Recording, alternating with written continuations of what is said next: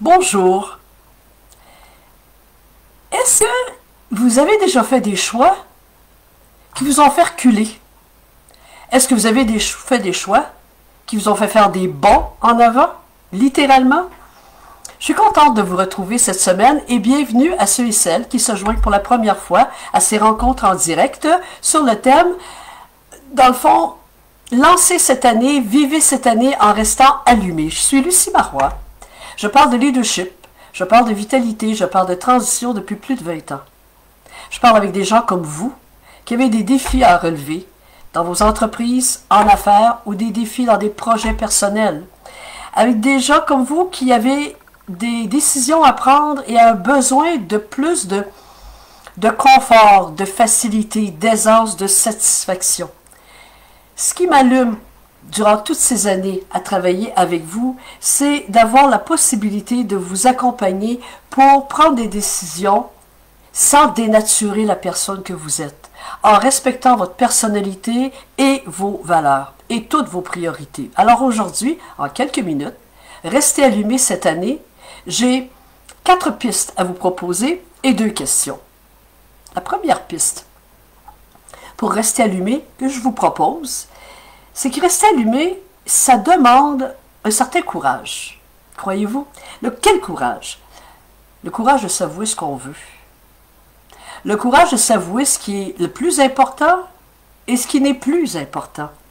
Ça demande, et ce courage-là, c'est d'ailleurs une caractéristique de base pour quiconque veut développer son influence, veut développer son leadership.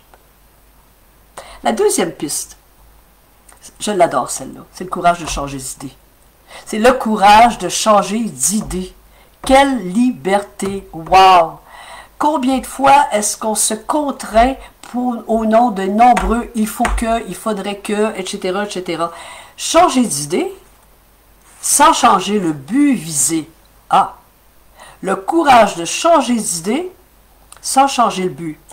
En mars dernier, par exemple, je vous donner un exemple, on connaît ce qui est arrivé un peu partout dans le monde et ici au Québec. En mars dernier, confinement, à la mi-mars. Tout s'arrête avec cette pandémie.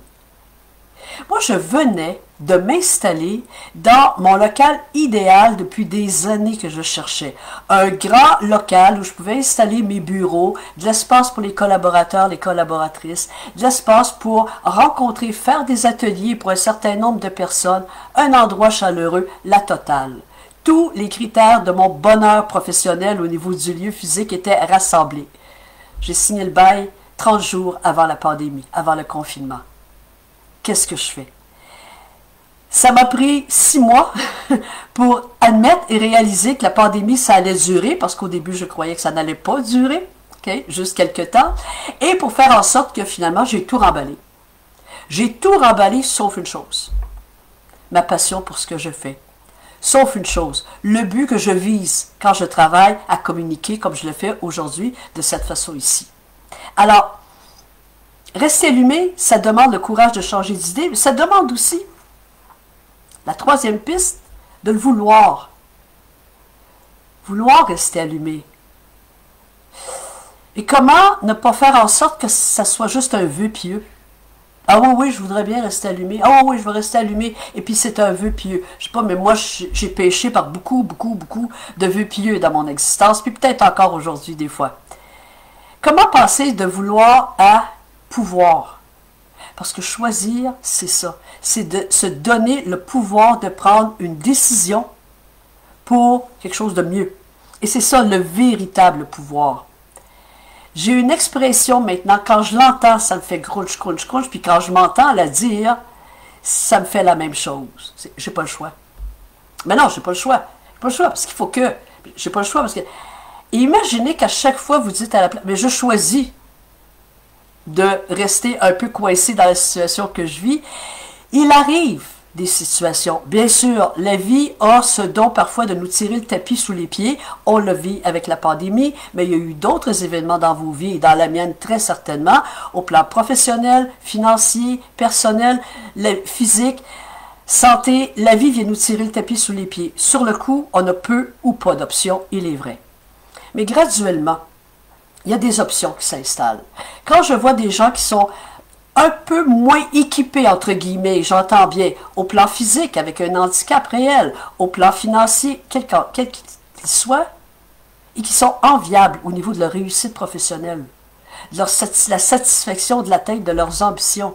En dépit de leur contexte, l'expression « j'ai pas le choix » pour moi finit par être agressante d'une certaine façon. Et la quatrième piste, moi, que je vous propose ce matin, pour rester allumé, c'est justement de choisir malgré les circonstances, en dépit des circonstances. Parce qu'il y a une excellente raison de choisir en dépit des circonstances. Je vous parle de Daniel, un nom fictif. Daniel est le PDG d'une entreprise manufacturière qu'il a montée avec persévérance, avec constance en plusieurs années. Ce qui est aujourd'hui, ça a démarré où il était un peu comme un ouvrier dans cette entreprise qu'il montait. Aujourd'hui, il y a plusieurs dizaines d'employés et il est le PDG. Et Daniel se rappelle du temps où il était de meilleure humeur au travail, où il était plus enthousiaste, où il aimait mieux ses journées. Et ça, c'était avant que l'entreprise atteigne un certain stade de développement et qui était encore impliqué beaucoup dans la vente. Il aimait ça, aller rencontrer les clients. Oser changer d'idée, jusqu'où ça peut aller. Ben Daniel, non fictif, a revisé l'organisation du travail, a réaménagé les dossiers à déléguer. Il est encore un PDG, mais il prend le temps maintenant d'être littéralement sur la route et devenir l'ambassadeur de son entreprise directement auprès des clients. Il a fait un choix. Et aujourd'hui, il est ce que j'appelle un PDG vendeur heureux. C'est pas beau, ça? Il garde tous l'usufruit de son travail des dernières années, mais il a rajouté un élément. Il a choisi de réaménager pour réajouter la satisfaction. Quelle est donc la meilleure raison que vous pouvez avoir de faire un choix? C'est de ne pas subir. Ne pas subir. Cesser de se forcer à s'adapter à une situation qui n'est plus viable, qui est plus nécessaire ou qui est sérieusement inconfortable. Ça peut être dans le cas de mon local au bout de 6 mois, ça peut être dans le cas de Daniel, et ça peut être pour des petites choses ou des plus grandes choses. Mais le fait de choisir, de prendre une décision, y compris d'accepter, d'oser se tromper, mais oser choisir, ça donne des ailes. Ça donne littéralement du pouvoir. Et ça inclut, je le rappelle, oser changer d'idée. C'est miraculeux. Voici mes 4 pistes que je vous ai données. Et maintenant, j'ai 2 questions. Je vous fais une invitation maintenant. Ce que j'appelle de... On s'en vient au puits de ravitaillement. C'est-à-dire, on s'arrête un petit peu et je vous propose cette question. Cette question que vous pourriez vous poser quand vient le temps de faire un choix pour évaluer un peu la justesse du choix que vous vous apprêtez à faire. Une police d'assurance 400% garantie que c'est toujours la bonne décision et la meilleure que vous prenez, vous le savez, ça n'existe pas. Mais est-ce qu'on peut se prémunir de certains points de repère? Et je vous en pose un point de repère, une question. Est-ce que le choix que je m'apprête à faire, pour vrai, me garde un peu, beaucoup prisonnier d'une situation qui reste, une fois que j'aurai fait ce choix-là, je reste encore dans une situation pas confortable? Ça, c'est un point de repère, c'est un guide.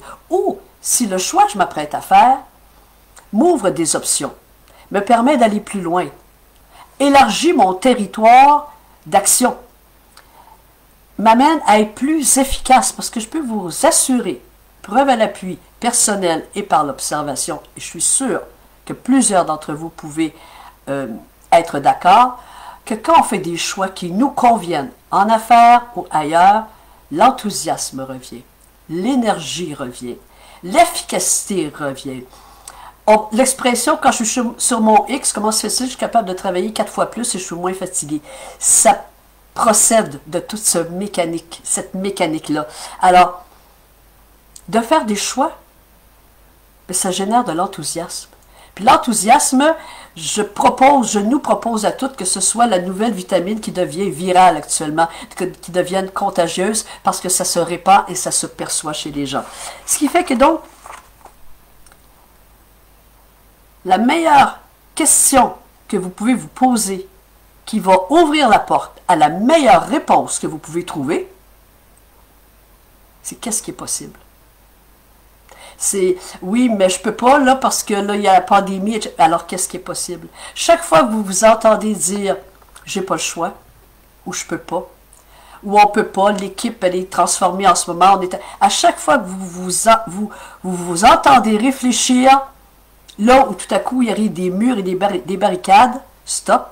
Et la question c'est qu'est-ce qui est possible pour ne plus subir? La semaine dernière, et j'amorce ma conclusion, je vous ai parlé de mon personnage fétiche cinématographique que j'aime beaucoup, qui me fascine, James Bond, l'agent 007. Ben, il y a aussi du courage, ce personnage-là. Et une chose qui lui donne beaucoup de courage pour affronter des gros défis, c'est que sa mission est claire. Il sait pourquoi. On lui a donné une mission d'une très grande clarté. Alors, la semaine prochaine, je vous invite à répondre, est-ce que je vois clairement ce que je veux accomplir? Est-ce que je vois clairement ce pourquoi je vais mettre en œuvre le courage pour faire un choix pour y arriver? Alors, j'ai deux invitations à vous faire. Celle de aimer cette page Facebook pour continuer à être au courant des bonnes nouvelles que je prétends, en tout cas, et j'ai certainement envie de vous apporter à chaque semaine, pour voir aussi les nouveautés. Et il y en a une, nous sommes mercredi aujourd'hui, ce soir, 21h30, sur les ondes de MaTV / télé communautaire de Waterloo, la première émission que j'anime sur le thème Femmes authentiques. Alors, le lien, pour ceux et celles qui ne prenaient pas cette chaîne-là, se retrouve le lien de web, si je peux dire, sur le site web de la télé communautaire de Waterloo. Vous allez pouvoir voir cette émission, sinon ce soir à 21h30 ou en reprise demain. En vous inscrivant sur mon infolette à luciemarois.com, vous allez être tenu au courant de ce qui se passe dans ma tête à votre service.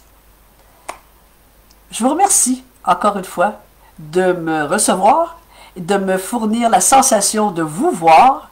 Et je suis Lucie Marois. Je vous souhaite une excellente journée. Rendez-vous mercredi prochain à 8h.